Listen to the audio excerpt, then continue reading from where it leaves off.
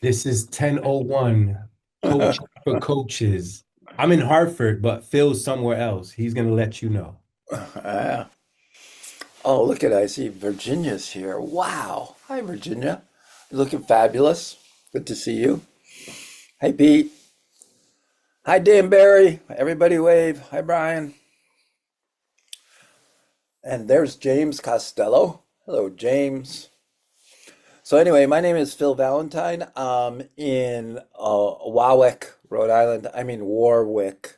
But if you're going to be Rhode Island, you got to start talking like a Rhode Islander, and it's called Warwick. Warwick. I've been in recovery since December 28th, 1987, and been retired from CCAR for about getting close to a year and a half now. And th this entire year so far of 2026, Sandy and I have re-immersed ourselves in the world of 12-step recovery. I'm a member now of the 8 a.m. early bird meeting in Warwick, Rhode Island, and been go regularly. So that's been fascinating as well. 25 years at CCAR and doing all that and training coaches and seeing how it all blends and mixes and comes full circle. It's been fascinating. Actually, there'll be a podcast coming out sometime that I did with Stacy Charpentier about my experience returning to the 12-step world and what retirement's been like. So reveal a lot there, but of course I'm always open to questions. So today, I think I have the title right. We have it's about is recovery coaching hard, and that came from visiting the centers all those years ago. Brian Robbins was working, and we were coming to the centers, and he asked, "That's hard," and I said, "Define hard," and we went from there. And I went to all the centers, and we talked about it. So we're going to have another conversation. I think I might have done this once online, but we're going to save this to the archives. So your participation is greatly appreciated because we want to have an engaging conversation for people to listen to. Um, so I'm going to ask you your name, where you're sitting, and to describe something hard you've done. So, um, and we've all done, hopefully, we've all done quite a few hard things. And it could may or may not be your recovery, but it could be whatever you like. But I would say, you know, I'll answer the question first. So I'm Phil. I'm in Warwick, Rhode Island. Been in recovery 37 years. I mean, no, make that 38 years now. And I think anything I've done that was hard was in my recovery. And I think about, death of my parents, going through two cancer treatments. But I'm going to say the one that was a little more positive. Well, I don't know, positive, it just is. But I hiked the Appalachian Trail in 2015, and that was a journey of 2,189 miles. And it's one of those things that you do in life that you look back and go, how did I do that? I said, you hiked the whole trail? And I go, yeah. And I said, it's hard for me to believe too, because it was one step at a time, one day at a time, 1 hour at a time. And I'll talk a little more about where was it hard mostly. Well, that was probably the most physically demanding thing I have ever done, the hardest thing I've ever done physically. And I'll just leave it at that. So, anybody else like to go first? Who you are, where you're sitting, and describe something hard that you've done.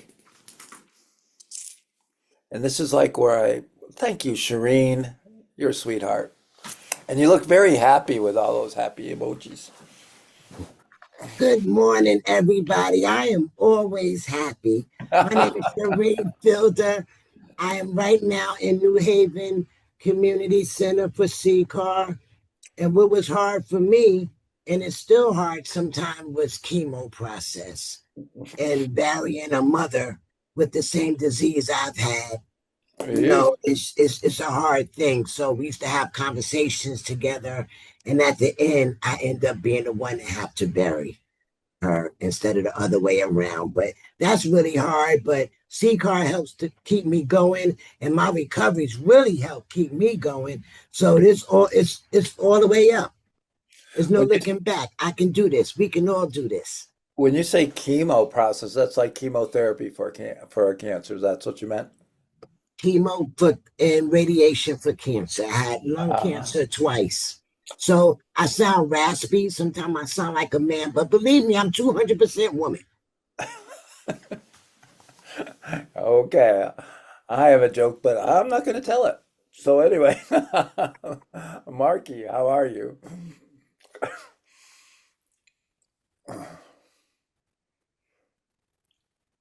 I'm wonderful, thank you. I just celebrated my 34th year last week. Ooh, well done. Appreciate that. Yeah. Um, I've enjoyed many, many, many years of recovery, and TJ, who I think you're familiar with, put Oh it yeah. very nicely that it's not really linear. We do have our ups and downs, which the Beatles wrote a song about that. I believe it's called Helter Skelter. Now, for something very difficult for me is that I'm a master mechanic by trade and profession and everything else. And I had to accept the realization that at 70 years old or near 70 years old, I can no longer do that. And that's been a tough pill to swallow. But on the bright side, look at these clean hands. Ah, thank you, Marky. That's a good example. Somebody else has to go. Come on now, participate, please. Kristen, am Good I meeting you morning. for the first time? You are, yes. Hi, Kristen. How are you this morning? Good. Welcome. So, thank you very much. I'm glad I can participate today. So I'm over here. I'm actually up in the Torrington Recovery Center for CCAR Hmm. this morning. I have someone who, I now introduce myself as someone long-term recovery, but that's also I'm recovering from multiple pathways of things. I am a recovering addict, and with that, I think I've gone through many different personal challenges.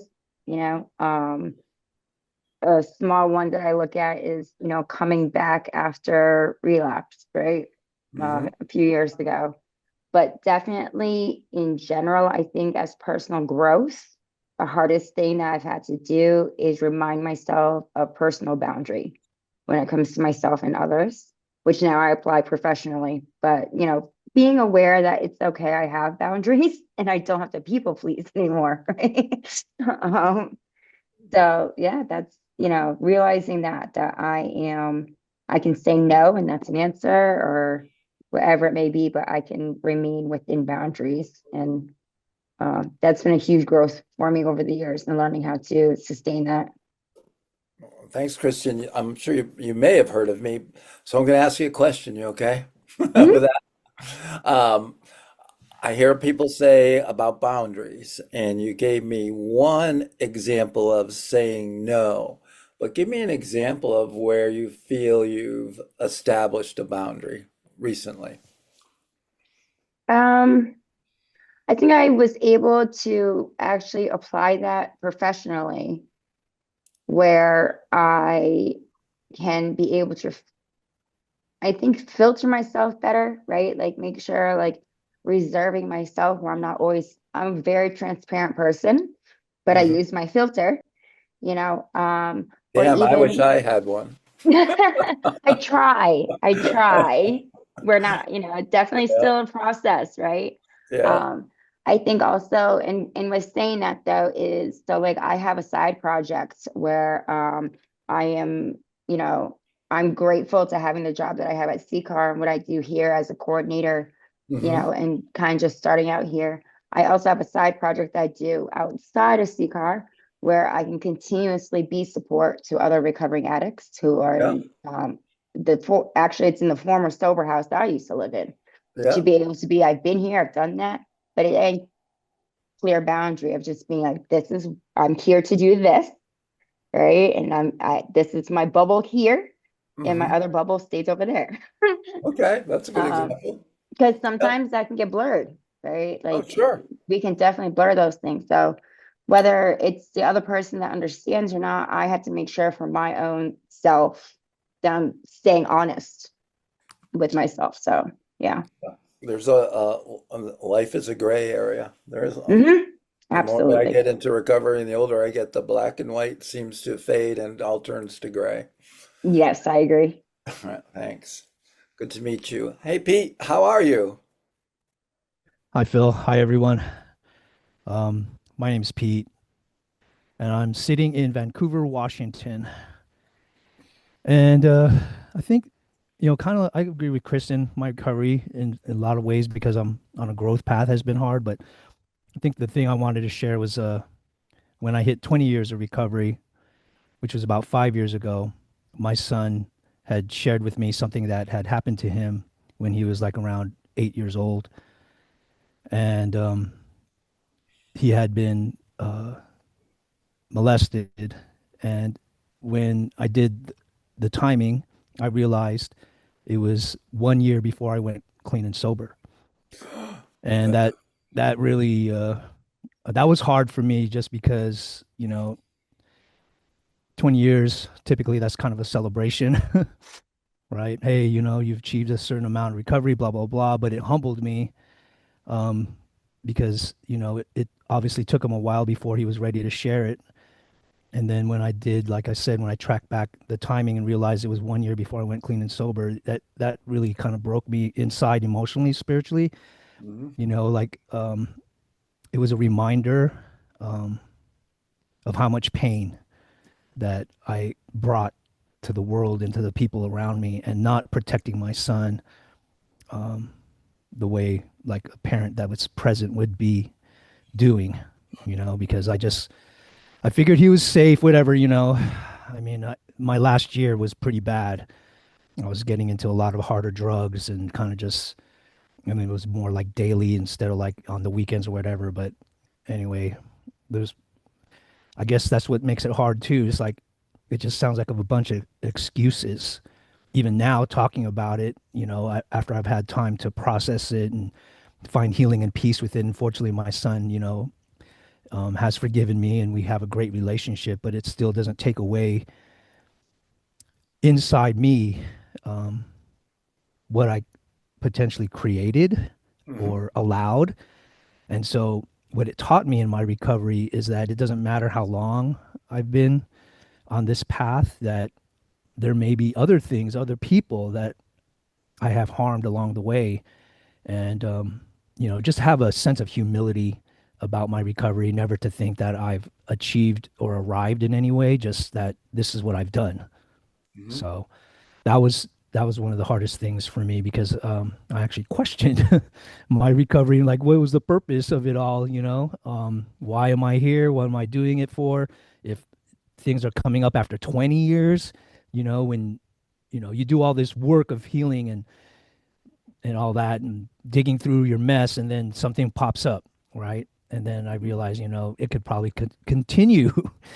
And so I've actually spent these last 5 years kind of allowing my memories to come up, and then people that I've been in touch with, I'll make amends with them or check in with them. I even checked in with my son's mom, to make sure that her and I were still in good standing, and she said yes. So Good. that was good. It made me feel better because I couldn't, I didn't know for sure. I was pretty sure I made amends with her, but I wanted to be like absolutely sure just because, for me in recovery, and this is my last thing, it's given me a higher self-awareness of what my actions can do, how it affects people in the world Yeah. around me, not just my small community, but the broader recovery community, and we hold that space, the more that we try to refine ourselves, I think we carry that with us and give that back to other people. So thanks, Phil. Appreciate you. Yeah, and I think those questions you ask about reassessing that you ask yourself are wonderful questions. I think that's a good process to go in, even if it, yeah, well done. Thank you, Pete. Thank Hi, you. James. How are you? Good, how are you? My name is James Costello. I'm a youth recovery coach with CCAR, and I'm in Stamford, Connecticut right now. Woo. I would say the hardest thing I've been through is kind of ongoing. I just had a daughter 6 weeks ago, So I would say that's probably been the, aside from like getting sober, right? Like the most like emotional thing I've been through is probably like trying to be a good dad, you know, like my daughter is at that age where she can be very hard to like console sometimes, you know, and like she can't talk. So it's like hard to figure out like what does she want and not get frustrated when it's like she won't take the bottle and she's screaming at me and it's like it can get like a little emotionally draining, you know, because I don't know what's wrong with her, right? Mhm. Yeah, the older they get, the more complex they get. So Right, I can imagine. it's usually something pretty simple, like a burp, a poop, a pee, a For food, sure. a little pat on the back, a walk. I don't know. You Definitely. know? Yeah. Thanks for sharing that. Yeah. Yeah, it brings back memories. I've raised 5 kids now that are all adults. Yep. That's Uh, awesome. yeah. Okay, we're to describe name where you're sitting and describe something hard that you've done. Hi, Priscilla.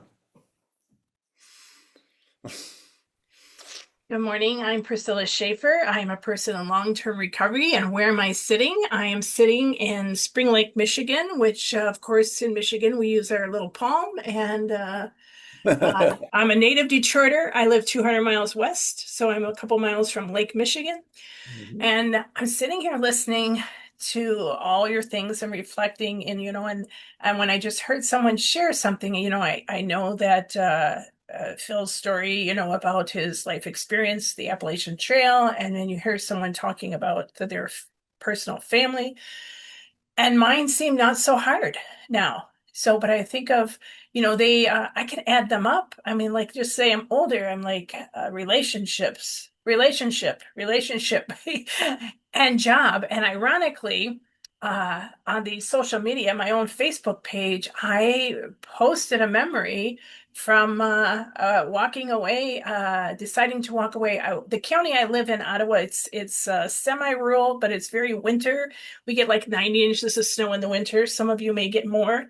But on Halloween 2023, we had a blizzard and I was commuting this 25, 30 mile stretch and I pulled over at a gas station in the middle and I was like, why am I here?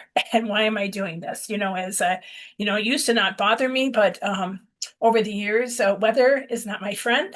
And so I'm like going, walking away from sort of walking away from a job, that part of that job was commuting all over the county.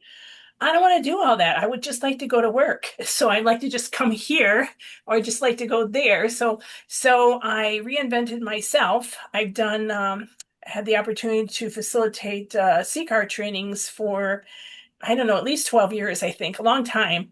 So I just kind of made that my livelihood. And so I live life on life's terms and I make about a third of what I used to make, but I can say no to winter. Except this year, I did one in Muskegon and it was in January and February. And I was like, when they asked me, they said, can you do this? I'm like, yes, but I did it. But that's just one of the things that's hard is acceptance, I call it. So everything I said is just accepting that Yeah. sometimes the hard things are walking away from people, places, and things that you may care about. But the bottom line is if I don't take care of Priscilla, I can't be of service to others. So I get to see some folks, and my apologies for being a couple minutes late. I was in a community resource managers meeting in Muskegon in the computer, and I got to come here and see some faces. So I see and I can't say, I'll let her say it when I see her, but Miss Anna from Pure 360. So hey, cuz, I call her cuz. So anyway, nice to see all you folks, and thanks for letting me attend. So the hard thing you did was shifting careers, simply put. Yeah. Gotcha. I'm not 100% ready for prime time, so I'm like, Yeah, I I'll do a gotcha. different career and just keep coloring my hair. There you go. And I think winters for me now are going to be spent in Puerto Rico, where that background picture is a rincon. Right, Michael? That's where I'm going to be. Yes, sir. Hey, anybody else? Where you're from? Something that you've done that you would describe as hard? Anna? Yeah, I'll go. Cool. Thank you. I was so happy to see, well, Michael and Phil and then Priscilla jump on. I'm like, hey, I freaking know her. Like in real life. So that's really cool. My name is Anna Winters and I'm a person in long-term recovery and I'm over here in like central Michigan. So like right Yeah. about here, I guess. So I'm in Mount Pleasant, Michigan. And yeah, I'm a recovery coach, professional facilitator, and I do most of my CCAR trainings through the organization that I work for. So I work for Peer 360 Recovery Alliance here in Michigan, as a tribal community coordinator and as a facilitator of the trainings, and then probably like 10 other different hats. I just put them on when they're needed and take them off and put them on. One of the hard things that I did listening to everybody, I was like, wow, this is a very great topic. So thank you so much, Phil, because I don't think about it much because I'm really focused on the positives and I'm focused on the wins and I'm focused on the, like how we're gonna get and so one of the hardest things that I did that came to mind was going to family therapy with my children. And so when I share that, sometimes it seems like it's something cool because it is, but it's like it seems like it's wrapped in a nice pretty package because of all the benefits that came after going to the therapy were monumental and really breakthrough for myself and for my children. I had caused my children a lot of harm uh through my active illness, and to listen to their truths when we were in that family therapy was really, really hard. Like it was gut wrenching, and it just like my whole heart was just like it was really emotionally, mentally, and spiritually tough. And physically at times too, so I had to step away and take some breaks in that, but it was really tough. It was really hard. And there was days when I thought, I don't know if I can do this anymore. I don't know if I can get through this. Is really hard. But on the outside of it, it was the best decision I ever made besides getting into recovery. So, yeah. Thank you, Anna. Appreciate that. Hello, Danbury. Who wants to share in Danbury, the DRCC? Good morning. My name is Debbie Velez. I am in recovery. I am a volunteer at this beautiful building in Danbury, Connecticut. Hmm. Um, for me, I'm so grateful to CCAR to have been introduced to CCAR. I want to say it's been about 17 months sober. For me to even say that is unbelievable. Hmm. And I am so blessed to be here celebrating my daughter's 46th birthday. Yeah. Where at least 3 times where I could not have been here. But thanks to my higher power and this C-Car beautiful experience, I'm here. And for now, I think the hardest part for me is giving up total control for a variety of different reasons. But right now, what I off the top of my head is losing independence, where because I usually am a person who just travels by myself. I lost a lot of friends. I lost my husband 10 years ago. Every year is something different. And so I started getting like more, I would say, closing doors on things and people.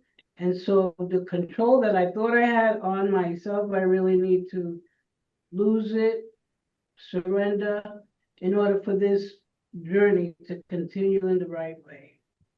Okay, so let me ask you, what's the hard thing that you're talking about? Like Control control. right Give now. me, gotcha. Well said. Okay, thank you.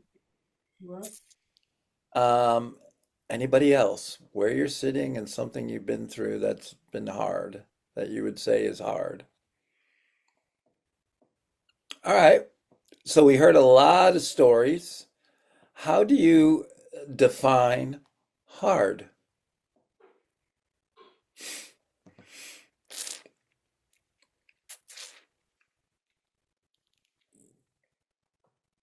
Who would like to go? What's your definition of hard? Shireen, thank you. Hard for me be like a fear. Like I don't want to go through it. Like I can't go on. Pause or freeze. It's hard. I'm scared. Okay, gotcha. Like that. Fear makes it hard. What else?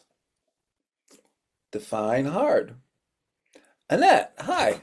Hi everybody. Good morning. Hi Phil, it's so good to see you. I haven't Likewise. seen you, especially in person, since maybe we did our we was in Connecticut. We did a spiritual retreat Yeah. thing, and I was out there running from what I thought was the bears in the woods.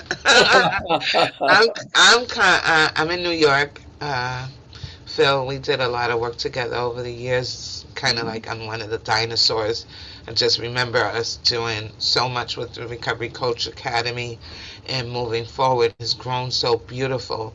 It's amazing for me to see. So a little bit about a fear, I guess, not a fear, but something that's hard. I'm planning to retire from the human service field. Not just flat out, but just being able to sustain myself with the credentials that I have and all of the work that I put in to work smarter and not harder. It is going to be different. The change is that I would not be having to do the rip and run in New York City, the trains, the buses. I am looking forward to that, and at the same time, managing my time appropriately so that I don't get the isms or the accountability of just not doing anything after years of rigorous, you know, day to day, Monday through Friday, every day, gone. But my Hmm. body hurts.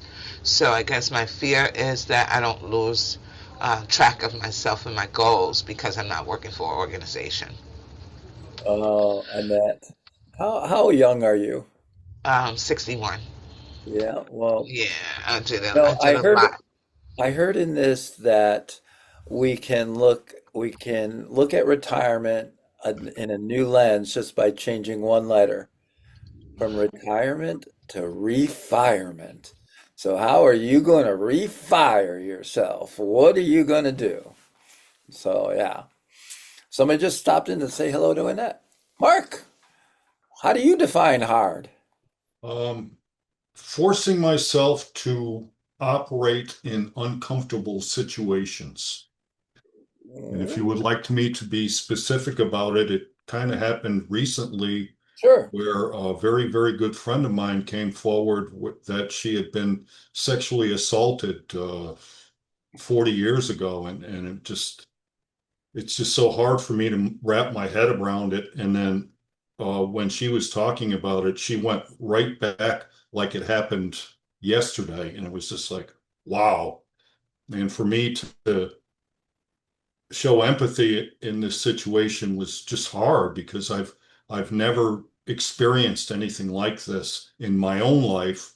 Correct. And unfortunately, I know way too many women that have experienced this, and it, for lack of a better term, it just completely disgusts me. Hmm. I'll stop there. Okay, thank you. Hey, Virginia, you raised your hand. Are you there? She is there, over there on the side. There she is. Hi, everybody. Can you hear me? Yes. Great. I'm here with a wonderful group of volunteers in the Waterbury Recovery Community Center. And I'm Virginia. I'm a woman in long-term recovery. And when I think of defining hard, I think of all of the situations where I had to muster up either physical energy, mental energy, or spiritual energy to get through it. And what made it difficult is that I had to muster up energy that I didn't have, and I had to draw on it from somewhere, Hmm. to pull through whatever situation I had to pull through. And that was hard. That's been very, very hard. I think about the situation where I just lost my brother in October. And I had to like just muster up energy from from Lord knows from my higher power to get through that experience. But it comes. I muster it up. I draw on it from other people. I draw on it from my higher power, and I manage to get through. But it can be difficult at times, or very hard at times. I didn't know about that about your brother, Virginia. You have my condolences. Well, So thank you, sorry. Phil. Thank you. I can relate to that. Yes, that is difficult and hard. Thank you. Anna. Yeah, thank you so much, Phil. And Virginia, the same. I feel for you. My condolences to you for losing your brother. I lost my older brother as well in my recovery just a couple years ago. So my condolences. And then also, hi, Annette. I met Annette in person as well. This blows my mind, guys. This whole gathering. I think I met her out in Cleveland, Ohio, or something like that. Oh my. Yeah. So I feel like something hard is like something difficult. I just heard Virginia share that word difficult. It's something challenging or demanding or painful. Those are like the words that come to mind when I think of something like hard. Okay. Anybody else have any thoughts? Michael, thank you for sharing. Glad to see your hand up. Hi, Anna. It's good to see you too. Yay.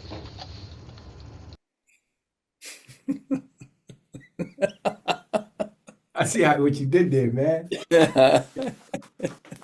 I define hard as like you trying something and then you can't accomplish it, so you kind of give up on it because you Oh, think you kind of like think, ah man, it's too hard, so you just give up on it. And it's like I don't know. I think like the hardest thing I've gone through recently is letting my daughter go live in another state, right? mm-hmm. And it was hard for me to accept that, and I it was challenging, and it's still challenging, right? I'm not over it still, but I always look at it like that, like it's something that you step up to, and you try to do it, and then you be like, I can't, I just can't. This is it's hard. And I know where you're trying to get at, but I want to go forward with the whole coaching in it. With No, we'll get there. yeah, I know that. So I just leave it at that. Well, I can relate to that too because I've had a daughter live in Kenya for 5 years. So, yeah, I can deal Yeah. with that. I understand. Kristen.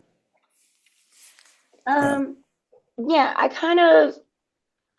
find it to be whether the base of it has many variables, right? It could come from usually a negative content, context, whether it's a fear based, whether it's something new to do.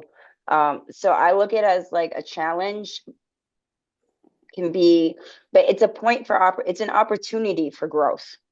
Like that's mhm. how I look at it. Anything that's hard, like I turn it into an opportunity for me to be able to learn something because I try to remain, I do to the best of my ability, try to remain teachable every day. Um, so whether it's, my own challenges or it could be, something to do with, everyday living, right? Like Yeah. getting stuck in traffic. But I always look at it as just an opportunity for whether self growth or just growth in general. To kind of just continue on the path. Yeah, you've heard of the acronym AFCO, right? No, maybe I Anybody know, have. I don't anybody know. know what AFCO is? Mm-mm. Another fucking growth opportunity. Sorry, I shouldn't have swore. It's what it stands for. I just That's all I can say. That's what it stands for.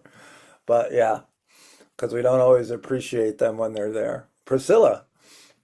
I just want to say I appreciate it. Like, I don't know about you guys, but I just smiled. Like, we're all serious and our hearts are heavy. And I'm like, so the person who just said the growth opportunity, I'm like, yeah. So, I was at my previous jobs, I was like doing all these things and now I get to do which one I love best. So now I would coach again if I could come in the computer or just go to a little job in my neighborhood, but there is no jobs in my neighborhood. And I'm Right. going, yeah. So revisiting it, saying, what an opportunity. So right now I get to do what I want to do. I can say yes and no. And what you just said, Phil, with that little acronym, I'm like, yeah. So I just laugh.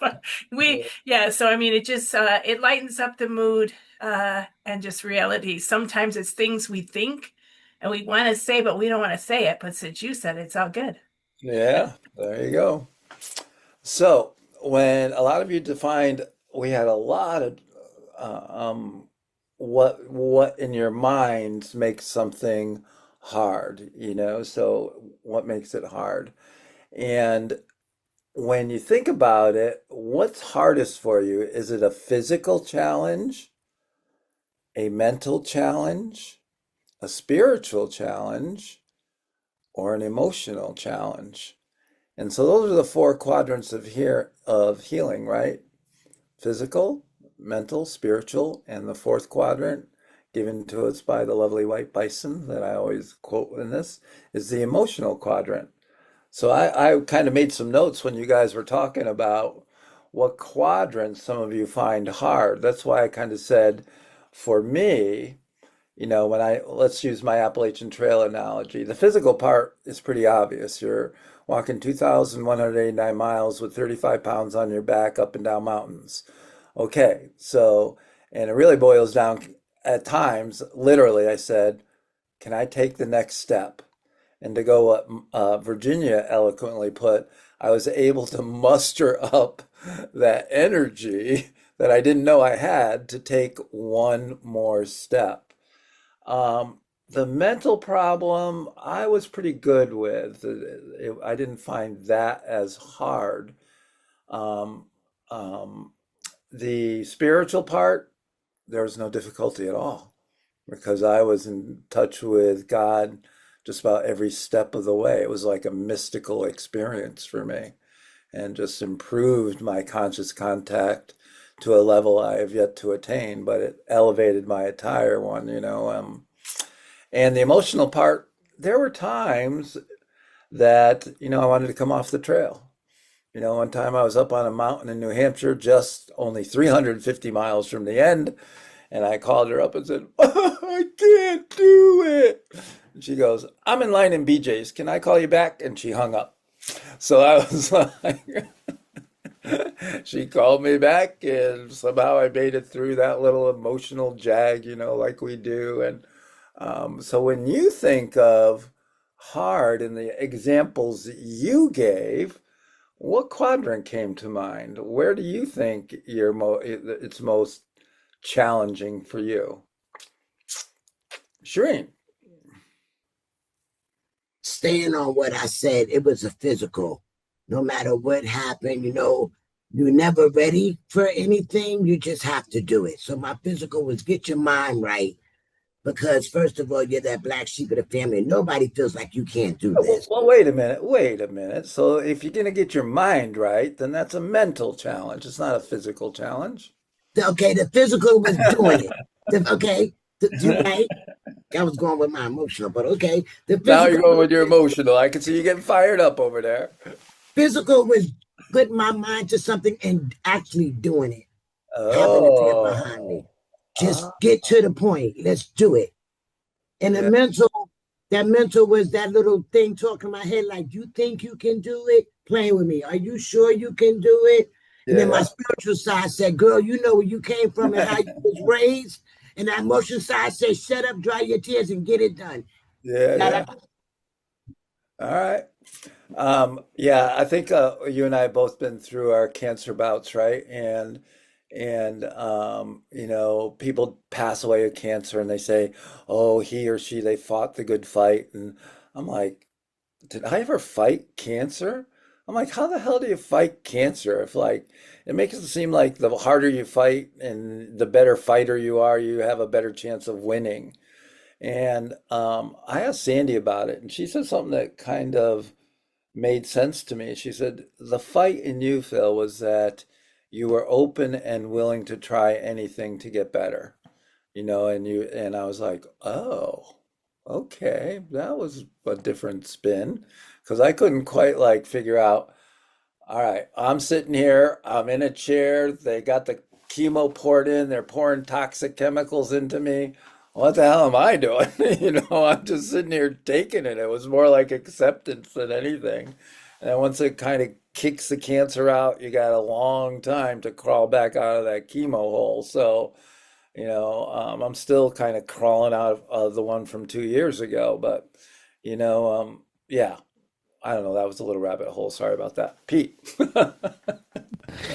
It's all good. Yeah, I think for me it would be spiritual.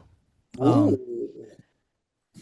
what I didn't share is in within my challenge is that, because that was the other thing I was thinking of sharing hard, but it was just like it's such a long story. And for me, it's getting to be where I'm playing this little violin, right? It's like it's the same old story for me. I've always been challenged with my ego, Mhm. and my recovery aligns with my spirituality. In other words, I accepted God, He's my higher power, into my heart, and became committed to the path of following Him along with my recovery. And Mhm. it's always been challenging for me to accept the tenets of love and what that means, because it really means being letting go is how I kind of summed it up. And there's a lot of different levels to that, but I think the hardest thing for me is there's this phrase I remind myself of. I can't remember if it was a song, but the phrase is, "Your arms are too short to box with God." And it reminds me that, I can be as stubborn as I want to be as a human being, and that might affect other people, but it's not going to affect my higher power. It won't change a damn thing. That's why I appreciate your acronym AFCO. I'm gonna delve into that, because yeah, that's my path. It's growth when I don't want it, and especially putting down what I call triple P, Pete's Pity Party. Yeah. I gave it a name, and I thought, hey, I'm gonna bury him. And a few years ago, I went through a whole ceremony and buried him, and then he came back up like a zombie. And I was like, okay, I'm gonna put him down again. And then I realized just recently, this past year or so, that you know what, I'm just gonna walk with him now. I'm gonna have to learn how to love him and accept that he's just there, but I don't have to fall into uh, Pete's pity party and go down that ego path and my Right. way or no way kind of thing. And that's always been a challenge for me. And that when I found out what I may have caused by not being there and present for my son, it really made me question about what I thought was true human power, which I always thought was in my ego, Mhm. right? And Yeah. putting that down for someone like me and the way I grew up, that was really hard. It was really difficult to recognize that me personally, I'm just a blip. You I'm a know, blip in the span of humanity. well, I'm sure you've probably considered this, and someone must have told you, but that what happened to your son may have happened even if you were there. You Yep, have to I've realize. realized that too, and it Okay, I just it wanted still to. breaks me. Of It still course it breaks me, does. Phil, because I'm like, Of course it does. I'm not. maybe, I'm right? not. I'm not. Yeah. I'm not saying it. It should, but No, no, I'm you know with you. how much blame or you assume on that. The other part you're Thank talking you. about, spiritually difficult, and I was just talking about this the other day at a meeting, is many people have heard me when I spoke at conferences and thing, I would talk about my recovery being like Pink Floyd The Wall.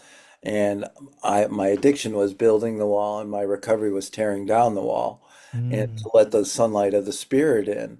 And my difficulty and I still work on it, and I think it's a spiritual sense, is wow. I mean, to get emotional about it, but it's letting God love me and letting others mm, love me. That's I feel still that. it's still one of my things, you know. So even when I stand outside and open up my arms to a power greater than myself and open up my hands to say, yeah, I'm letting you in, you know. That's been difficult for me. No, I I thank you, just Phil. I discovered that appreciate that. today in this thing, so I didn't know that was the thing that I found hard till just now. Thank you, Mark. In my case, it was very emotional. That was the reaction, and I had to keep my emotions in check And my interactions with her since then, she looks at me all the time, wondering how I'm digesting it. And we really haven't talked about it much at all, because again, I'm having a hard time with the whole thing. But Well, I'm trying my hardest, and I'm fully supporting of her. I've known her for 50 years, and we love each other as friends, and yeah, it's hard. I'm so sure someone might have suggested this. Just tell her your truth without blame or judgment. That's all you could ever do. Yeah. Well, I have. I'm so regretful that it You can't fix it. happened. Number one, and number two, the fact Master, that me- she hey, couldn't tell me about it back then hey, was because I was master so out of it. mechanic, master mechanic Mark, you can't fix it. You can't fix it for her. You can only tell her your truth and let her know how much you love Yeah. her. That's it. I mean, and if she wants to pursue more help and do all that, you're there to support her and do whatever you need. But that's all. Yeah. Yeah. Yeah. Thank you. Thank you. Wow. It's powerful stuff. So when you think of something being difficult, what quadrant are you in mostly? And I know, Kristen, you want to share about that because you have that look on your face. So come on. Just because I'm sitting and nodding along. No, I can even read people on Zoom rooms. We get good at that after a while. Yeah, Then I'm also like sitting here being like, oh, I wonder if I want to change my answer of other things that have been hard. you can. But I mean, it still goes along with like, and I'll kind of kind of use my own like learning how to have personal boundaries, right? Because that brings in that acceptance and that brings in a lot of so like one being the challenges, and it brought in personal growth. So recently, I like separated myself from a relationship that I Yeah. had for a year and a half. He has his own challenges that he needs to work on, realizing I can't fix you. I tried to be there to help you, but I'm on like chapter 16 and you're still in chapter 1, right? But for myself with that boundary, right? Because I was definitely in many ways, I used to be the chaser. I used to go after men just like I used to go after my using because I wanted to fill a void, right? I Right. need companionship. I need to be codependent on you until it until you go crazy. Hmm. Now realizing and seeing that this partner had actually those similar traits where it was no longer attractive and I saw my pattern in that person. So, it became even like emotionally, like it tested me, right? Emotionally, mentally to test me being like, all right, do I give him another chance? Like love you to death. But Hmm. spiritually, I'm up here, Hmm. right? And I'm working on, and I feel a lot more centered with myself where I can make the difficulty of saying, okay, no longer good for me. Because then it become a physical thing where, the stress, like, if I get overstressed and over pushed mentally, it then becomes a physiological thing, right? Yeah. So let's prevent me from getting sicker or sick at all. Um, so it definitely has been emotional and semi like even mental challenge because but I'm challenging myself for that growth, right? I'm trying to get over the hard part where I'm not engaging your text messages anymore. Hmm. Like I'm not answering you. And I used to be the one firing right back, right? Like, how dare you like wake me up in the morning? But I'm just, he has to heal on his path. I have said my piece. I'm okay with what I said. I feel closure. So, but it's still a new field for me, right? Like I actually was able to remove myself before it became, I removed myself from the toxic situation. Hmm. Um, where in the past, because I used to be the toxic person. So, you know, um, so it's definitely Nope.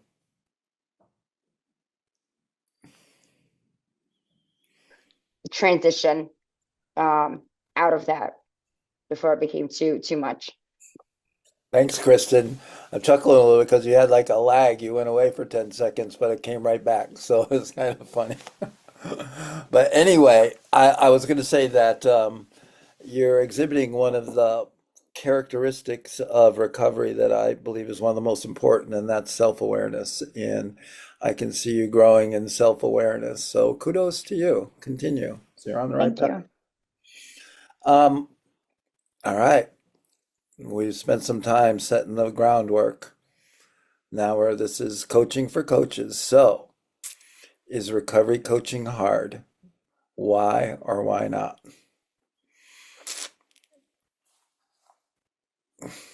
Is recovery coaching hard? This is again where one of you would raise your hand and offer some insights. Shireen, your hand gets buried in there, in your yellow thing. I can't really see it, but I see you over there. Recovery coaching is not hard at all. Speaking for me, What? it gets challenging sometimes. Oh, so there's a Yes, difference between challenging and hard? yes, yes, yes, yes. Okay, so I'm gonna push you a little, but what's the difference? Challenging is you have to meet people where they at, even Yep. if they're still crazy. And Okay. I could be still crazy. So that's the challenge because somebody got to be the bigger person, Yep. right? So what I do is So pour in the no, good. no, I'm not gonna let you get off this easy. Now, so people say all the time in recovery coaching, meeting people where they're at. And so, what does that mean? Like, if they're in Starbucks, that's where you're going to go meet them? Nope. Okay. Today for me, it's about being a truth teller. So I don't snatch them up anymore. I Yeah. just say, hey, how are you? How can I help you in your recovery? With the most Yeah. dorkiest smile that I would ever have to make them Okay. feel that I am paying attention and that I have all the resources that I can help them with. Anywhere on their longer path, because everybody comes in for different reasons. That's where it Yeah. gets challenging and crazy. Okay. But I try to keep it on recovery based facts because, like we said, I'm not your banker. I can't help it if you don't have no money to get X, Y, and Z or whatever. I have a half a sandwich. Would you like a piece? You know, because sometimes recoveries can put you in a position Yeah. that you need to come out of there real clean and squeaky and don't Hmm. fall into it. Okay. Yeah. But you find that challenging, but they present with challenges, but how you're dealing with it, you don't find that hard anymore. You can roll with it and deal with it. Yeah, it sounds like you can. With a Do you have, loving, caring heart. right. Okay. I don't know though, when you get a little like fired up like that, I get a little question how loving and caring you are if you're gonna like slap me around or something. I'm not sure. Well, some of the guys run, but I got that Some long of the arm and I guys put them right run. back in. Bingo. All right. I love it. Thank you, Shireen. Pete. Yeah, was part of that group, I think, with you when you brought this question up, and I think my answer is still going to be the same. It's like a yes and no, right? Like, I Yeah. haven't been at practicing my recovery coaching as long as Shireen and maybe others have, but for me, what I've learned, discovered so far, is that it's that discovering and managing your own stuff aspect of the three-legged stool that's can be very challenging, where it catches me off guard and I'm crossing my boundaries or not practicing my self-care, and then just the strangest phrases sometimes that come out, like when someone says I'm just being honest. That's actually a trigger from my childhood because my mom used to say that a lot and I'd watch her lie and then I didn't even know what honest even means. you know I always question people's truth when they say stuff like that, and it's not their fault. It's just me discovering and managing my own stuff. So to me, that could be the hard part. um, the other aspects of the three-legged stool I consider more of a science because, active listening, motivational interviewing, those are skills I can continue to build, even though motivational interviewing is hard in a lot of aspects because I'm challenged right now. I work in the emergency department. I want to ask a question that has like immediate impact, not change, but just ask a question in a way that just really sits in their mind. And so, I've been trying to work in developing on that. So that could be kind of challenging or hard. but that's how I see recovery coaching. It's a yes and no. I think my final point is like any practice, um, it is a yes and no on hard because like you mentioned, you're on the Appalachian Trail. You only had 350 miles to go, which when you say only, it takes 5 hours to drive that at least, or six, depending how fast you go, let alone walk it. But you already accomplished what, 2,500 of it, 2,600 miles of it. So it's the mental just kind of enduring and going and then knowing that you can. So thanks, Phil. No, thank you. Somebody else, is recovery coaching hard? So I'll jump in there, Phil. Please, Lynette. Hey, I'm gonna say recovery coaching itself is not hard for myself. I had Sandra Marnell and Patty Corbett and because the recovery process was a part of my personal journey, I realized how difficult it was for me to surrender quietly in my own personal journey and say that I needed help. That was, difficult. So when people do come for recovery coach sessions, recoveries, coming in to meet with a recovery coach, listening to them, I can identify with the struggle they might be having, with the courage it takes to talk about some of the things that they might be struggling with, and I have to remind myself, which I don't often have to do too much anymore, is that it's their process. Like, we walk with the recovery. We don't drag them, right? Right. And whatever they're telling me about their life and whatever resources I have to connect them, it is up to them to do the next steps, right? We reduce the barriers. We get them car fare.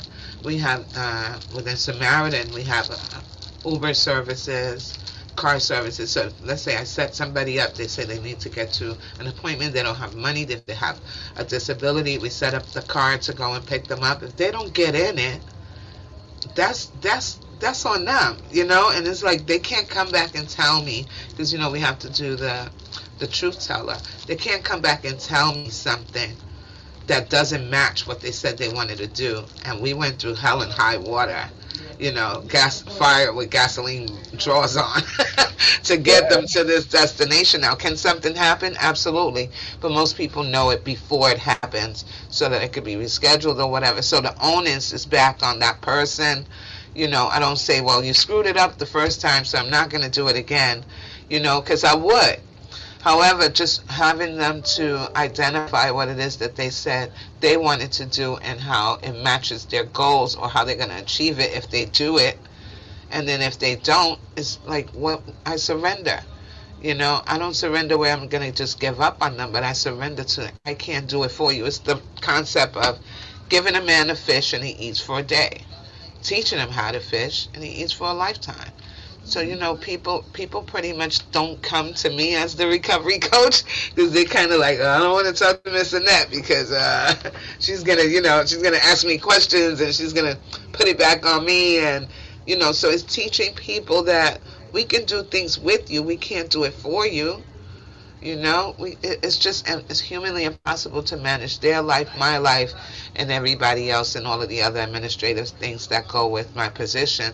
And after 25 years of doing human service work from different capacities, I be mindful of my own care, wellness, and my own ability to manage my stuff so that it doesn't come off on people, but give them the true pathway to something that they wanted to achieve and leave the rest to them. If that doesn't work for you, you come back and we can have another session about something, another method or a pathway that might work for you. But I'm not taking that on anymore. Annette, do you know that expression you used about teaching a man how to fish and all the rest? Yeah. You got it wrong. When you Oh. teach them how to fish, you know what happens? They end up What? buying $500 worth of fishing equipment and never use it. Well, I mean, you can put it back on the market. I'm gonna find some kind of strategy for you. You might not get the full price that you pay for it, but you don't have to keep something that you're not using. So I don't know. I feel like over the years I had some of the very same inner thoughts and feelings and low self-esteem and low self-worth and fear and so I can understand where people are coming from, but I'm just talking about not taking it on myself to the point where I feel like I didn't do what I could have within my scope of practice as a peer professional that Mm. was inconducive to the person. And if it doesn't work for them, I give them the opportunity to bring it back, and let's find another way to help you, to help yourself while we connect you. So it's been a beautiful journey over these years. It's really nice to see some people take it on. Hey, it's good to see your face, Ed. I was wondering who iPad 2 was and iPad 1. What's going on over there? All right. Thank you, Annette. Um, Anna, is Thank you so recovery much, coaching Phil. hard? Yeah, is Yeah, it? so I feel like recovery coaching can be hard, right? I feel like it can be hard. But like it's so crazy. I tell my kids a lot of things that directly apply to me. And then I find myself telling my recoveries the same stuff as well. But I tell my kids like just because something is hard doesn't mean it's impossible. Okay. So things can be hard, but doesn't mean it's impossible. And so for me to make what seems like impossible or too hard, I have to make it possible. And that's just by like gearing myself up, right? As a recovery coach. If I know that it can be hard, then what am I going to do, right? To kind of combat that, no, going in knowing that it can be hard. And I know people talk about self-care and stuff, but it's like, man, it's like that self-love. You got to fill that cup up all the time. I got to fill it up and I got to be like, I got to stay ready so I don't have to get ready, right? So if I know that going into recovery coaching can be hard, right? And I'm aware of that. I got to like suit up, man. I got to practice humility. I got to make sure my boundaries are straight. I got to make sure I have support. Um, and yeah, so I just got to fill up on all these things because I'm going in, like I'm going in. And I know if it can be hard, like I'm going to be as best as prepared as I can be. So you do think it is hard? I think it can be hard because it can be, right? But like two things can be true at the same time and also like for one thing to like be exist, the opposite has to exist as well too. So it can be difficult and hard, but it can also be good and soft and rewarding and impactful. And so like I have to like keep these two, this like duality kind of mindset. And so I think Pete said it. He was like, yes and no. And I really don't like answering that way because like when I'm a facilitator, I don't want people to answer that way, right? I don't want you to be like, yes, it can be and no, it can't be. But like, so I will be like, yes, recovery coaching can be hard, and that's kind of like my way to All cheat. right. So, Hey, Mark, you are a master mechanic. What did you mostly work on? Well, surprisingly, I started on the British iron and then moved to BMWs. And then I got smart and moved to Japanese vehicles. And Okay. I personally drive, I like Toyotas and Hondas, and I personally drive a Honda product now. Do you think, were there any, when you were faced with a job, did you find any of them hard? Or after a while, did they, just a question.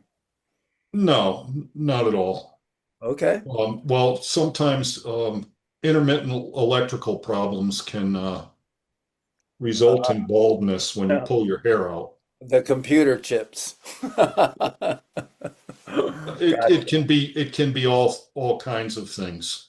Okay. That not necessarily a chip, but grounding issues is Oh, definitely a problem. Uh, gotcha. I can tell everybody on this panel that if you have a lot of fur growing on your battery terminals, get rid of it. All Get right. rid of that fuzz. It's no good. Resistance is your enemy. But anyway, I'm digressing here. Uh, Um, I may yes, digress. yes, I do find coaching hard in that I, as a default, being sober for so long, I've sponsored many, many people over the years, and I default to that position Yes. rather, and especially when presented with a scenario like when they ask me for money and say that their sobriety is on the brink unless they get some money. That's like I go from reality check into really, really, you're coming at me like that? And I know it's wrong, and I flunk the panel because of this, is because I keep defaulting to that position, and I'm really conscious of it now. So, um, there are times in that scenario where that's the perfect response. So that's your art and science of that's your art of recovery coaching. So if somebody came to me and I knew them well, and someone tries to say my recovery is dependent on whether you give me money, I might say the exact same thing. But you don't, there are no answers. I think when it comes to the panel, they like to see more questions than just jumping to a response, so maybe that was it. But um, it's not like it's not like all or nothing. It's maybe sometimes you use that response, it's your art of coaching there. Yeah. Anyway, that was kind of uh, that was a good answer, good response. Is Thank you. recovery coaching hard to anybody else? Anybody else want to answer that? Thanks, Priscilla. Well, I'll volunteer before I'm voluntold. How you go? Yeah. Thank you. So currently, I don't have a position, volunteer or paid, as a recovery coach, but I keep that mindset. I attend these when the coaching for coaches meetings and also the facilitator meetings, just to keep my self-awareness in check. And like I said, I Uh, don't. but Is can I that? ask you a question? Go ahead. You say you don't formally coach, but don't you find yourself like the coaching, you're like a coach lifestyle? Yes. Okay. Yes. So I watch and I keep things in perspective, and I I work really hard to stay in my lane of that. Let's just say, this could be a whole nother topic, and I could share a lot if I wasn't recorded, right? I don't want to be recorded, right? But I am like, Yeah, we're no, gonna no, it's all out there. I'm all like, yeah, right, so I'll be like with Michael, these. that's like okay, we're clicking it off now. No, no, just kidding. No, no, no, yeah. So I mean, it's a mindful conversation, and I'm here to listen and learn from everyone else. And what I see sometimes is uh, being observant of coaches who the alphabet gets in the way. So when I say the alphabet gets in the way, I don't know if anybody, it's my little code word saying the ego, when the position, and so I can only do my part is just stay just Priscilla, so I watch people and things that I see. And I don't know, like, is it because it's more people, the clinical aspect and the billing, and and I go, when I facilitate the coach training, and I go back to the beginning, and I actually have a little blurb that I read to people. It's the little history of the CCAR. I have this little blurb printed Mhm. off that I explain to people how this started, and how Phil and the other gentleman got this started, and how the coach trainings became needed, because they thought people who are coaching may need some professional experience and helpfuls. And I said, what I believe to be true is this was never meant to be clinical. Mhm. But as time goes by, and you guys are nodding, thank you, not with me, not at me, but that the perspective is, that, I'm not a therapist, I'm not a lawyer, I don't want to be those things. And I put my coaching hat on the other day when a person contacted me, and they said, they may or may not have took a training for me. So I'll talk in third party sense, right? And they said, you said that if you ever needed some guidance for a job. And I go, no, not a job recruiter, but I can tell you the job website, right? So the scenario is a person who was doing this kind of work returned to active illness, I call it. And what do you think? And I said to me, like, what do you think, Priscilla? And I said, I can't give you any advice or any suggestions. So I turn it around, put the coaching back on. What do you think would be helpful? What would you suggest I do? Like, if you actively return to use, lost your job, not taking a time out and going to get another job. So I have to be mindful and keep my opinions to myself, and just put it back on the person. So, like, what would be helpful? What do you think? Are you prepared to be of service to others? And so I facilitate a recovery group here in West Michigan. I think it's 11 years. It's not anything professional or anything, kind of, it's just more of a sharing recovery resources. So I presented to the group. What do you think? What do other people think? Instead of me giving my personal opinion or asking Chat GBT, like what those things. But the idea of what do I think is hard for me at that moment, the hard thing was watching people return to active illness and not stepping back for a minute. So what's the right answer? I don't know. I can just say for me, I would step back, take a break, look for some guidance, and to keep myself in self-awareness check. When I can, I make sure that I come to these meetings, these sessions, to keep myself not saying, hey, to hang out or anything like that, which is nice to hang out and see you, but to hear things to keep myself in perspective of what's my role? And even though I don't have, can't say, like there was this like little recovery coach meeting that they have in the community. And if you're not actively currently working as a coach, you're not invited. I'm like, it's okay. It's okay. So, have the meeting. But these meetings, this one and the facilitator meetings keeps me uh, up to date with myself and learning. I hope that made sense. It does. Thank you. Anybody else want to chime in on thinking whether they think recovery coaching is hard or not? Would love to hear from someone we haven't heard from yet. Michael? Priscilla, you just like brought something up that it made a lot of sense to me of like, I think if we continue with like sharpening our tools and stuff, I think it's a lot easier for us to do our jobs, right? And I always think of like I like to bring it back into like carpentry because I love carpentry. I like to do woodwork and stuff. And I can just imagine myself doing a job without the tools, the proper tools to do it. Heck yeah, it's gonna be hard, right? It will be hard to do a job if you don't have the proper tools to do it. And then it'll get so hard at time, right, that you're probably gonna give up. You're gonna be like, I can't do this, right? Right.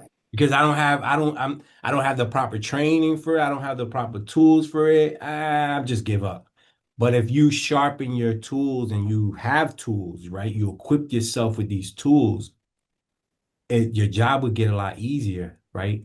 I asked this question of my barber the other day when like not this last time he cut my hair, but the last time before that, I was curious sitting there because there was another barber there sitting down in the chair, and every time somebody came in, he'd be like, "No, I got somebody. I have somebody. They're coming now." And then the person never came, and he lost three individuals that he could have cut their hair. And my barber goes, "This dude's making it so hard for himself." So then I turned around and go, is cutting hair hard? Right? So then we got into that conversation and he was like, he said, no, not really. And then he came to that conclusion, like, as long as you got your stuff, you got and you know what you're doing and you know what you're doing, right? Then it's not gonna be hard, right? I wouldn't find it coaching, I don't find it hard at all, right? Because I I I've taken these trainings that allow me to properly conversate with individuals. And one of the most important things to conversate with individuals is discovering and managing my own stuff. Because I want to say something quick, right? When somebody says something and you look up and you be like, what did this person just say? Just caught you off guard. But one thing that I've learned and practiced is I don't have to react at that moment, right? And then I got you in my ear sometimes. How about if I don't do nothing at all? Right. And that helps. Sometimes that helps, right? But just to let you know that I think that allowing yourself to grow, allowing yourself to learn will make your job a lot easier, right? And preparing yourself with all these tools. You imagine a carpenter with like a tool belt, and then he get up on top of the a ladder all the way to the third floor, and then you get up there and you be like, "Oh man, I forgot my hammer. I forgot my measuring tape. Now I Yeah. got to get off this ladder and Yeah. go all the way back down." It's like, no, you prepare yourself before you get up there, and when you prepare yourself, that up there is going to be a lot easier for you, right? So.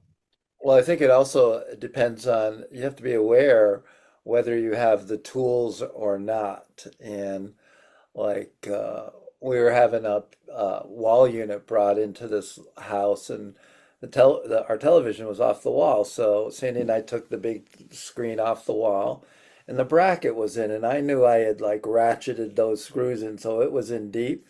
She comes out of the bedroom with like a little pair of pliers and starts to like she's gonna turn these bolts that are 3 inch in. I'm like, no, you can't do that. And she goes, why are you yelling at me?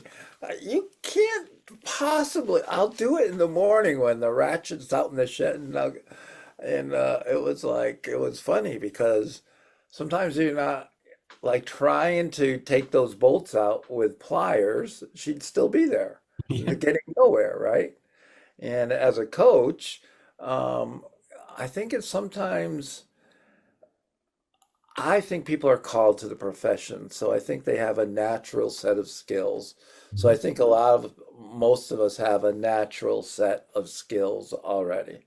I don't think we would be drawn to the profession or to this whatever avocation if we didn't have a natural set of skills. So I think a lot of us are with the tools. It's learning that, oh, that's a tool. I've always been curious. I can actually use that in coaching. I want to help people. Yeah, I can use that in coaching. What we're training people to do is how to refine that and to use that natural curiosity and natural desire to help. Anybody else any thoughts on about whether or not recovery coaching is hard?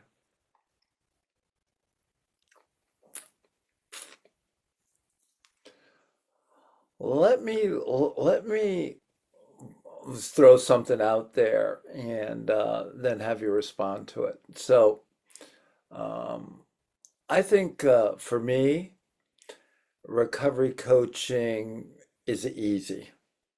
I don't even say, I don't even know that. I think the only time it becomes challenging is if a person is apathetic, that they don't care.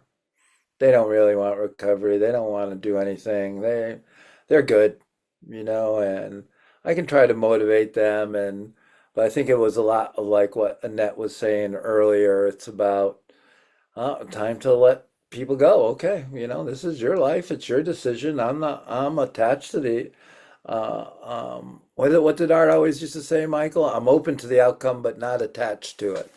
So I'm open to your outcome. If you don't want help and you want to continue doing what you're doing, okay, that's nothing on me. Um, if and who was talking about it? Maybe it was Anna. I don't know, but somebody was talking about their kids and talking with their kids and saying it'll be difficult, but it's not impossible. If you put in your head that something is hard, however you define hard, what is that going to be?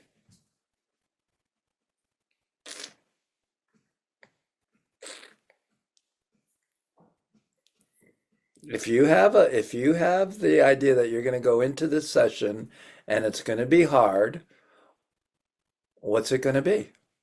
Hard. Yeah. So why would you set that expectation up? Any responses to that? Bill, the other day I put this to the test and I would tell people this and then I'll go, you know what? I got to see if this really, really is something. Because I keep saying it to people and then I'm like, I got to really see if this really is something. So I had two of my nephews the other day in my house. They were helping me with bottles. Like we're like shifting bottles around so that we can go cash or whatever. And one of them, I talked to him about love, right? And I'm having these side conversations with them, and they don't even know that I'm having these conversations. I'm like coming up to them, like one by the like, yo, what do you love to do? And then the other one, what do you hate? Right? And you would have seen the both of them. The one that I was talking about hate towards, his attitude was like, "Ah." And the other one was like, and I go, what are you guys gonna go do after we done? The one that was talking about love, he goes, I'm about to go play basketball.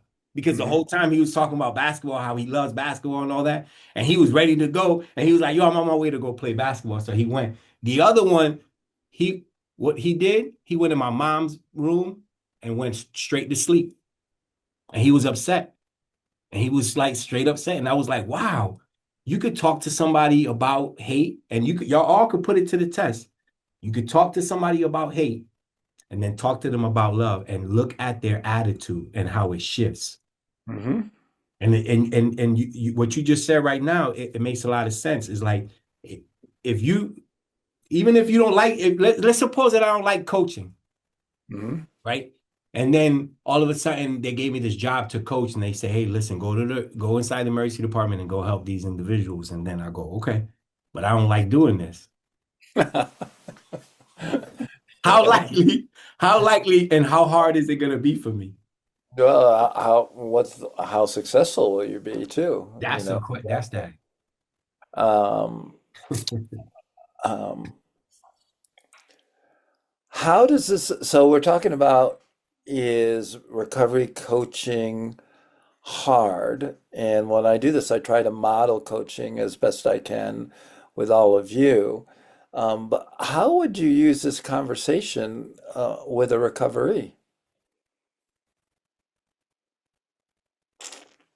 I might ask somebody if they think recovery is hard. Yeah. And have you ever worked with somebody that thinks it is? Yes. And what's your response? Tell us about that scenario. What happened?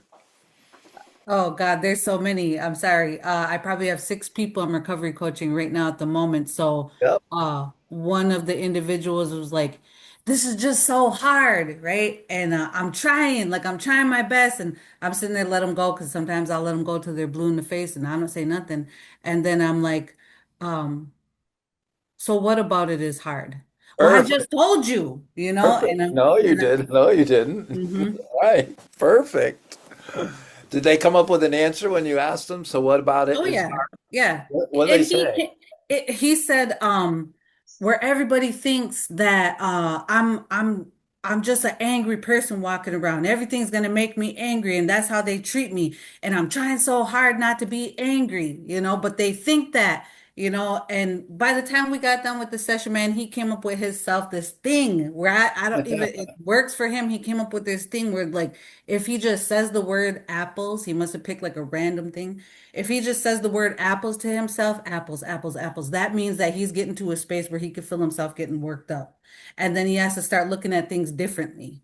Is it because they're saying they expected me to get mad? Is it because I'm really mad? What am I really mad about, right? Do I want to act Ah, angry? And it was beautiful. This was literally like 2 days ago, Tuesday, right? that's It's Thursday. beautiful. Yeah, yeah. So a lot of times when I was coaching soccer, with these kids, and I coached from ages 8 to I think even 15 or something. But boys especially would get all worked up when the referee would make a bad call. And so in practice, I would be the referee when they'd have the big scrimmage, and I'd make horrible calls. I'd make horrible calls, like I didn't like offer a free kick to the other team, or even a penalty when like the team, it just like totally irritate them. And then I'd just say tortilla, and that was our code word, that it was a bad call and you just need to move on and play on. So in the middle of the game, like all of a sudden there'd be an awful call and the kids would be start like gonna go at the ref. I say tortilla. And the ref would look like at me. He had no idea why am I yelling tortilla on the field. And the kids would boys would just back off and continue to play. And it kind of refocused them. That apples thing made me think of that. That's a wonderful strategy. So thank you for sharing that, Anna. Mark. Well, I was actually presented with a guy that, oh, I don't know if I can do this. This is way, I just don't know if I can do this. And I was Mhm. just like, I know you can do this. And he was Mhm. looking at me like, what are you talking about? And I said, well, I'm no better than you are, and I did it, so I know you can. You just try to Yeah. keep it simple like that. You can keep it simple like that, and you can also ask, why don't you think you can do it? What about it is what is about this don't you think you can do?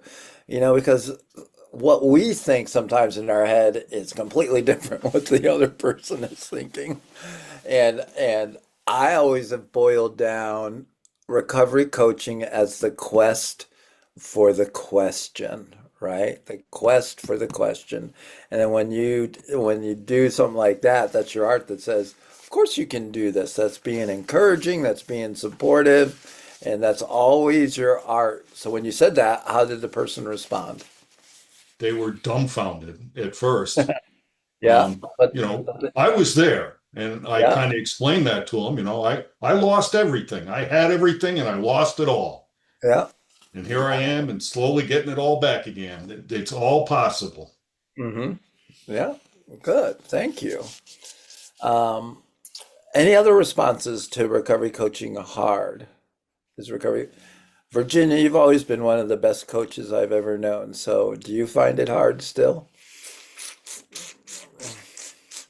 Thank you, Phil, for that compliment. I really Yeah, appreciate sure. you. Yeah. Do I still find it hard? I like what a lot of people have had to say today, and I think for me, what I always fall back on is, am I managing my own stuff? Hmm. That will determine on whether or not recovery coaching is going to be hard and difficult for me.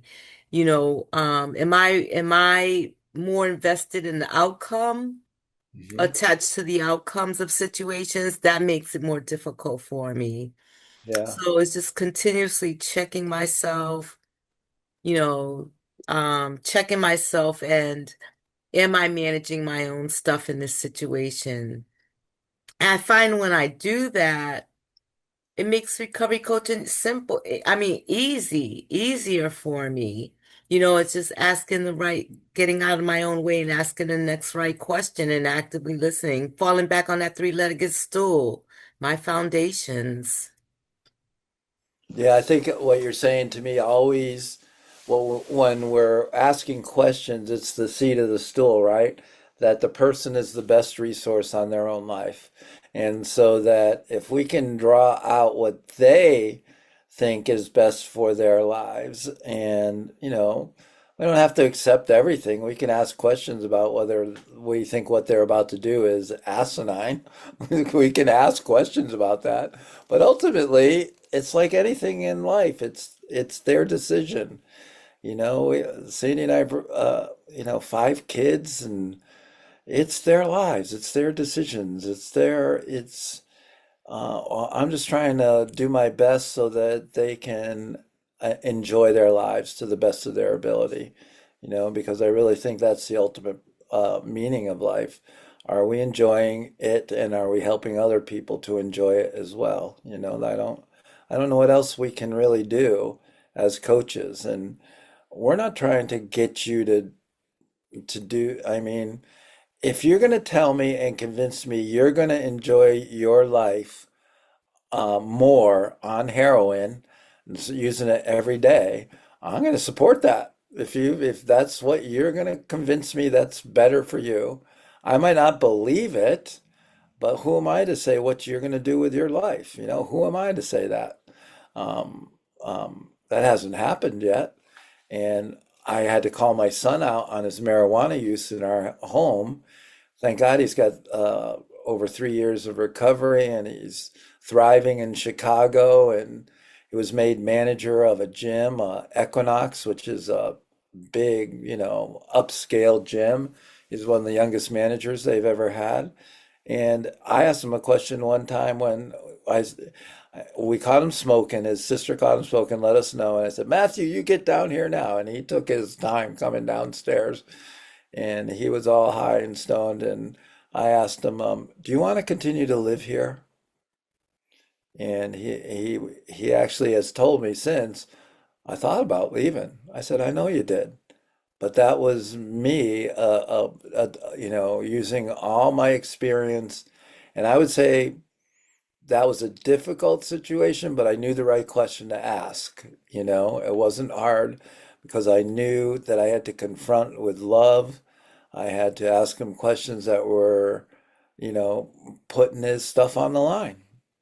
You continue to use here, you're out. You're 18. I don't want to kick you out, but I will. And he and his mom agreed to that. So yeah, that was probably one of the most difficult times. Anyway, think about it. You know, you can use that line with a recovery. If you think this is going to be hard, guess what it's going to be? You know,